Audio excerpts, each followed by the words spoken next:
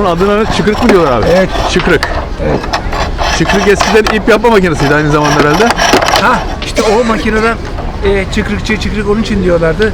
Eskiden o hani onun için onu yapıyorlardı ya. Evet. Onu yaptıkları için buna çıkrık diyorlar. Ya çünkü ip yaparlardı çünkü çocukluğumuzda vardı onlar.